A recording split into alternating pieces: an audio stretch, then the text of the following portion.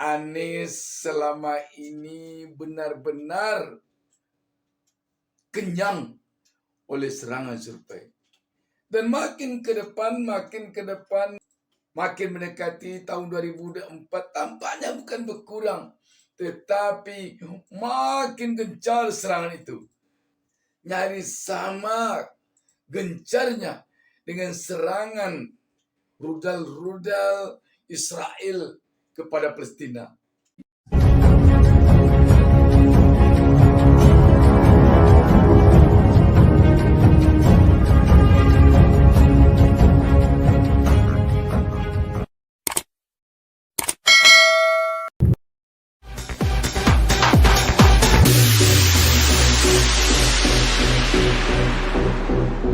Asa ka ibu-ibu sadayana dicobian kecap debena enak banget, mantul bener. Ayo semuanya kasadayana ibu-ibu anu nganggo kecap debe. Sanak-sanak, wan-wan, adik-adik, kakak-kakak, uni-uni. Jangan lupa di Bali kecap itu, kecap DB, manis, kental, kecap DB. Ah, mantap. Beta suka kecap debe karena kecap debe memang enak. Silakan dicoba. Beta suka kecap debe. Ose juga tentu suka. Assalamualaikum warahmatullahi wabarakatuh. Alhamdulillah kita bertemu kembali. Saya Bustaminarda kembali mendoakan kepada Allah Subhanahu wa taala, Tuhan Yang Maha Esa, semoga kita semuanya selalu mendapatkan keberkahan hidup darinya. Calon Presiden Anies Baswedan semenjak mulai dari awal muncul masuk ke gelanggang Pilpres 2024 ini mendapat serangan yang nyaris tidak berhenti sampai saat ini dari lembaga survei. Di samping serangan dari kiri dan kanan, dari berbagai penjuru, oleh berbagai jenis serangan. Khusus untuk serangan survei ini, kita melihat memang Anies selama ini benar-benar kenyang oleh serangan survei. Dan makin ke depan, makin mendekati tahun 2024, tampaknya bukan berkurang, tetapi makin gencar serangan itu.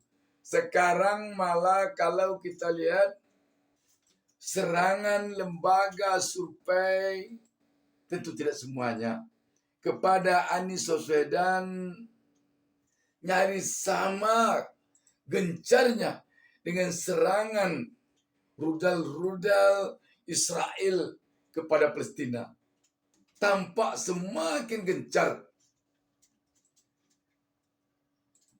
Anies Baswedan selalu tampak disudutkan oleh hasil dari rilis survei. Dan rilis survei itu datangnya benar-benar gencar. Bukan lagi tampaknya jadwalnya bulanan, tetapi sudah mingguan, bahkan mungkin harian ada sekarang ini. Lembaga-lembaga survei tertentu menurunkan hasil surveinya ke media. Sesungguhnya apa efek atau dampak dari rilis survei ini terhadap orang-orang yang disasarnya? Harapan dari lawan-lawan politik Anies agar dengan hasil survei yang selalu memojokkan Anies, kalau sekarang tentu pasangan Anies Caimin, agar opini di tengah-tengah publik mengatakan bahwa Anies ini tidak mendapat dukungan dari rakyat. Dengan demikian, kalau saja gencar serangan melalui hasil survei ini, tentu diharapkan rakyat nanti akan semakin berkurang memilih Anies, mendukung Anies. Tetapi anehnya dalam kenyataan, walaupun demikian gencar serangan kepada Anies oleh lembaga-lembaga survei ini, tampaknya rakyat bergeming.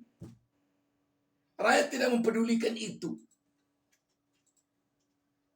Apakah rakyat sekarang ini telah menarik kesimpulan dari apa yang terjadi pada Pilpres 2019 yang juga tampak waktu itu ada permainan politik melalui serangan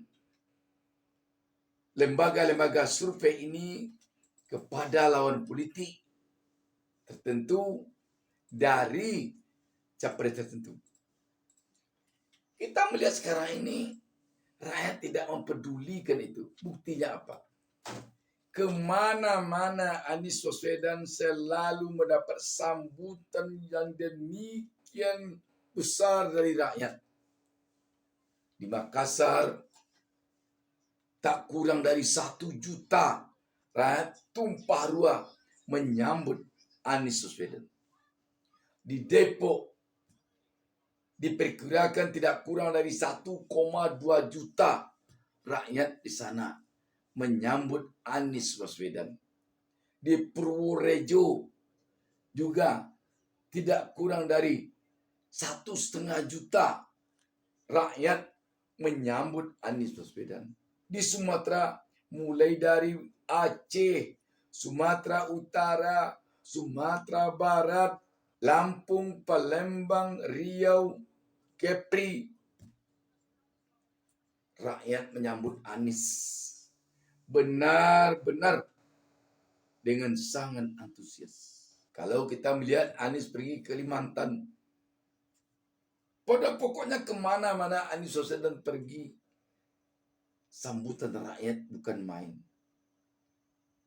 Bahkan semakin mendekati tahun 2024, dukungan rakyat kepada Anies tampak semakin tidak terbendung. Apa sesungguhnya yang membuat rakyat tidak terpengaruh oleh hasil survei ini mendukung Anies, bahkan bertambah berjibaku, bertambah militan, bertambah fanatik dukungan rakyat kepada Anies? Tak lain kelihatannya adalah karena Anies Baswedan Caimin ini adalah satu-satunya dari 3 pasangan calon presiden dan wakil presiden sekarang ini yang membawa misi perubahan untuk Indonesia pada tahun 2024-2029 mendatang bagi kebaikan bangsa Indonesia. Rakyat nampaknya sudah muak dengan kondisi yang ada sekarang ini. Itu kelihatannya kalau kita perhatikan penyebab Anies Caimin sekarang ini benar-benar tidak terbendung dukungan rakyat kepadanya. Kita melihat ada semangat perubahan di tengah masyarakat. Ketika kehadiran Mas Anies Baswedan dengan Gus Muhaimin di beberapa tempat, itu betul-betul orang antusias. Jangankan kehadiran kedua tokoh kita itu, saya hadir di beberapa tempat tanpa pasangan capres aja, orang bisa hadir banyak. Ada yang 5.000, bahkan ada yang sampai 30.000. Intinya cuma satu, mereka ingin perubahan, mereka ingin mendengarkan bagaimana 8 jalan perubahan Amin ini didengar langsung oleh mereka dan mereka bertanya langsung. Nah yang kedua, di samping itu mereka pun mengatakan bahwa kami ingin bersama-sama dengan Amin berjuang melakukan gerakan-gerakan gerilya, silence yang agak sedikit tersembunyi dari survei. Maksudnya hasil survei itu serta-merta automatically apakah akan diikuti oleh warga pemilih? Karena bukti banyak juga dalam pilkada Mbak, ya, bupati, wali kota, gubernur, hasil survei menang terus. 1 kali, bahkan ada 7 kali survei. Bahkan kalau kadang-kadang ada bupati, wali kota itu nggak percaya. Baik. Dia ingin ada survei pembanding misalnya. Dia juga menang. Tapi pada akhirnya, hasil akhirnya Baik. ternyata kalah. Ternyata. Itu juga banyak. Jadi kalau demikian, apa nanti risiko yang akan ditanggungkan oleh paslon Anies Baswedan Caimin dengan semakin gencarnya sekarang serangan dari lembaga-lembaga survei ini? Tim Anies Caimin harusnya waspada dengan opini nanti yang akan dijadikan fakta oleh lawan-lawan politik Anies. Apabila nanti kemenangan berada di tangan Anies, tetapi dikalahkan Anies oleh kecurangan, bukan tak mungkin nanti lawan-lawan politik Anies akan berpegang pada hasil survei. Di hasil survei kan memang Anies kalah terus. Sekarang kalau Anies kalah ya wajar. Ditambah lagi nanti yang harus diwaspadai oleh tim Anies Caimin. Kalau tidak senang, kalau tidak puas dengan hasil pemilu sekarang ini, ya lembaganya ada, bawa ke MK. Sesampai di MK, di sanalah nanti. Kalau tidak hati-hati, kalau MK tidak mengalami perubahan dari kondisi sekarang ini, riwayat Anies Caimin akan habis, akan tenggelam. Karena sangat besar kemungkinan jika kondisi sekarang tidak berubah, peradilan MK tidak adil, mengalami keberpihakan. Ini sesuai dengan putusan MK baru lalu. Memutuskan, menyatakan hakim terlapor terbukti melakukan pelanggaran berat terhadap kode etik dan perilaku hakim konstitusi sebagaimana tertuang dalam Sabta Karsa Utama, prinsip ketidakberpihakan, prinsip integritas, prinsip kecakapan dan kesetaraan, prinsip independensi, dan prinsip kepantasan dan kesopanan. 2. Menjatuhkan sanksi pemberhentian dari jabatan Ketua Mahkamah Konstitusi kepada hakim terlapor.